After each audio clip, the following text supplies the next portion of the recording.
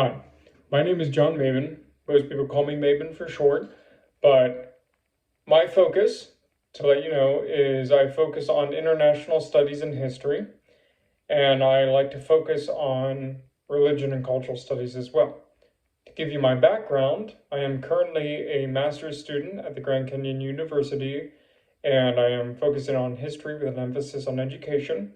I graduated in 2018 from the Indiana University of Pennsylvania with a dual degree in international studies and a secondary degree in religious and cultural studies as well. Currently, I am focusing on emergency medicine, and I work as an emergency medical technician in central Pennsylvania. The point of this video is that I can share with you some communication skills within your classroom and to build a better community within your classroom, as well as conflict resolution, so that you can effectively deal with conflicts within your classroom and make a better atmosphere and community altogether. So, 3 strategies that I have found that help with the communication is to consider the audience that you are working with. You need to be able to teach and adjust to the audience that you're working with, depending on the class, depending what you're teaching, depending on the people who are in your class. Nowadays, it's 2021, you have a wide variety of people who are in your class, wide variety of people who have different views, and you need to take all of that into consideration. So, as David D. Perlmutter says, is that you need to be able to look at that audience and be able to adjust your teaching abilities from there. Be able to say, this is the class, this is the audience I'm dealing with, these are the learners I'm trying to educate, this is how I need to teach my class. You need to be able to promote the acceptance of different viewpoints, and using that, incorporating that into different viewpoints to strengthen other arguments, or even just understand different viewpoints of a given subject. There are 2 other strategies that I like to use for incorporating that community, making that community atmosphere. One of them is enthusiasm. I am all for enthusiasm. I like being able to get my students more incorporated into the class, make them more interested in what we're doing by using that enthusiasm, by using that being happy, being able to be passionate about what you're teaching. So therefore, by you being passionate, by you being happy, you're more interesting as an educator, and you're making your students more interested in the topic that you're teaching. So therefore, the class is overall a lot more fun. Beyond being simply enthusiastic, you also have the fact that you're trying to be non-judgmental. That's the 3rd strategy. So you have understanding your audience, being enthusiastic, being non-judgmental. That is a big thing in contemporary study. The fact that people don't want to be judged. We have seen this with COVID-19, with the whole Asian hate campaign, the Black Lives Matter campaign, Blue Lives Matter campaign, everybody. Don't be judgmental.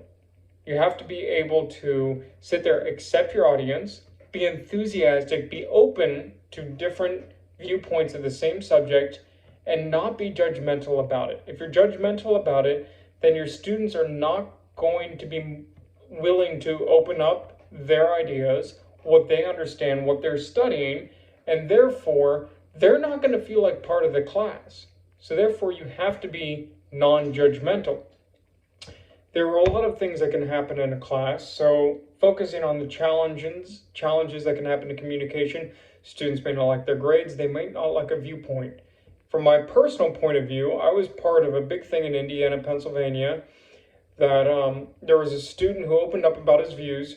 The professor was not accepting of that, and it went to academic hearings and all this other stuff that I was a part of, and it was this big issue. Just based on political lines, understanding viewpoints, it was nonsense. It wasn't nonsense, but the fact that it went this far was nonsense. And so there's a lot of issues that can come up with students have their own viewpoints, what they want to study, what they want to understand. Their viewpoints aren't wrong, and the teachers, the educators' viewpoints aren't right. The thing is, they clash together. one viewpoint makes the other stronger, and it's a reciprocal relationship where everybody benefits. You just have to be willing to accept those different viewpoints.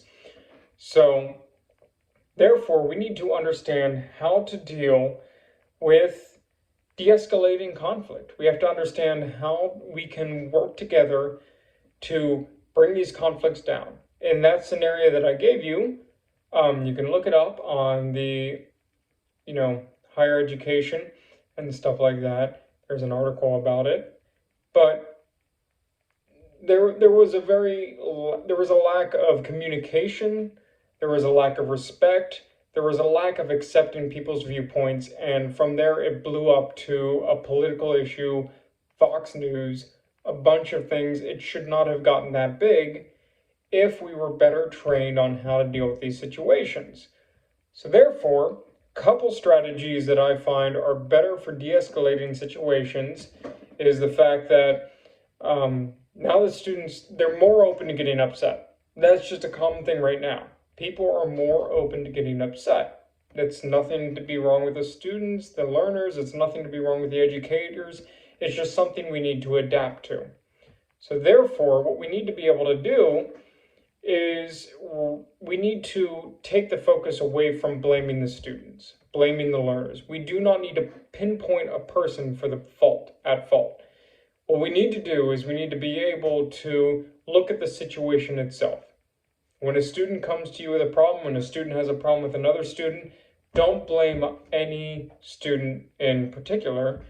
If you look at Karen Dillon, who writes a wonderful article that's about managing conflict constructively, we don't look at a person as the fault of a conflict. They have their own viewpoints. They are allowed that. They're allowed their own opinion. We need to look at the subject matter. What is wrong here?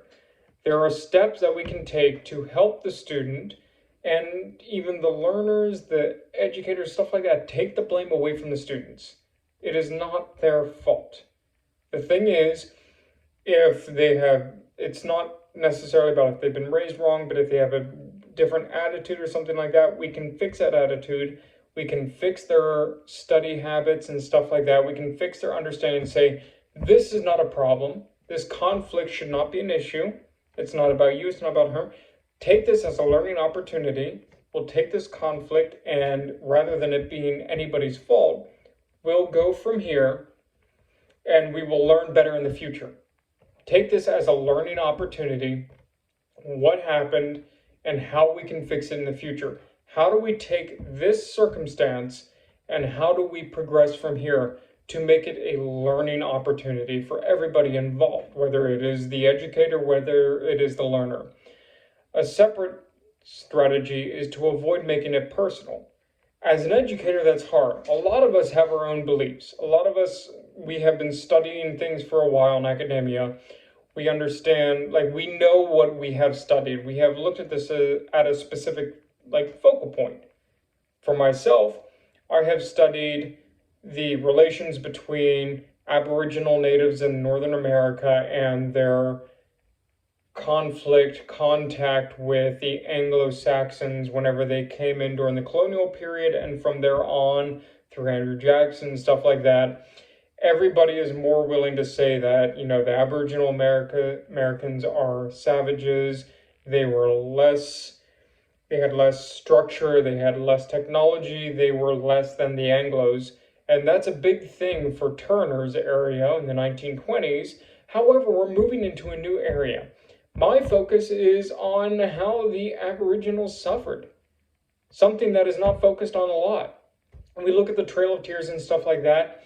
So the thing is, if somebody has a different viewpoint, we need to make sure we're not taking this personal. If somebody looks at me and says, Turner was right, this is the Anglos are right and stuff like that, the WASPs were right, this is how we need to do things. We do not need to take that personal. We need to take that as a learning opportunity. Why do you think this? Where did you learn this information?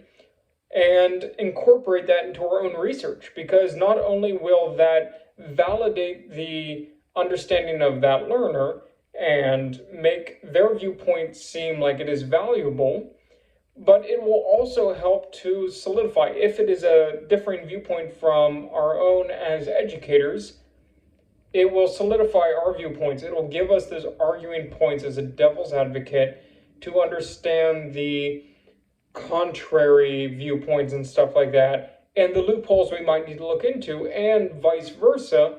We can give that student our understanding, our research, and stuff like that, so they can find the loopholes and they can better their research and do better themselves.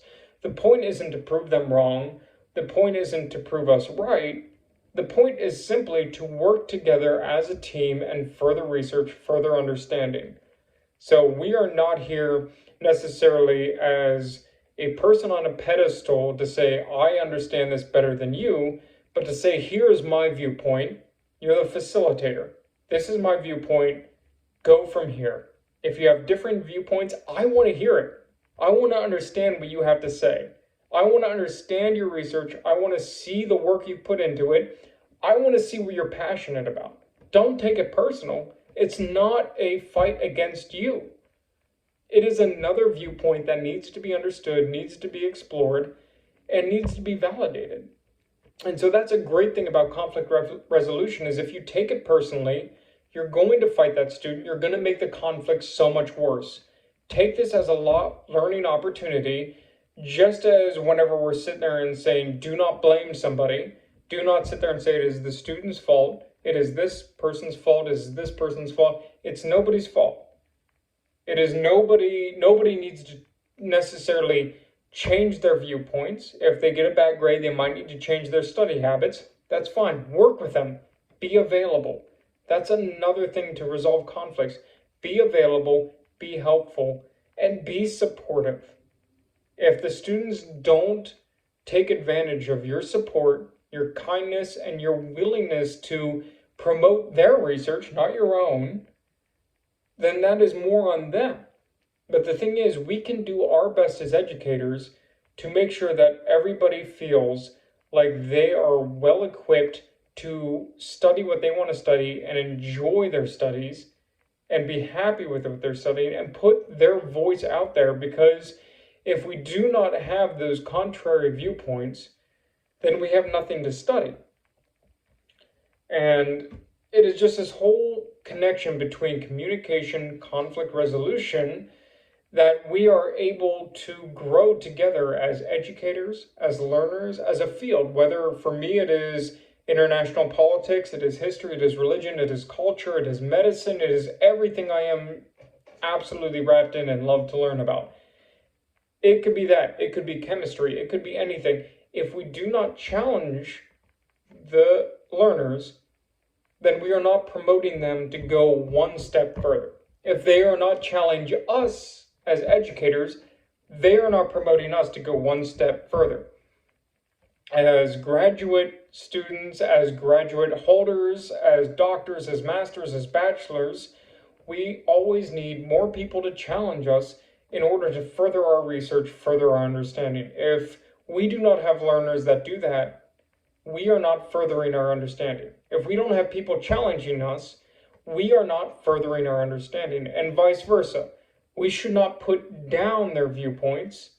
We should acknowledge them. We should encourage them to go further with that research, go further with that understanding, and teach us what their viewpoint is so that we can understand it. Teach them what our viewpoint is so that they can understand it as well, and we can grow together as an academic community.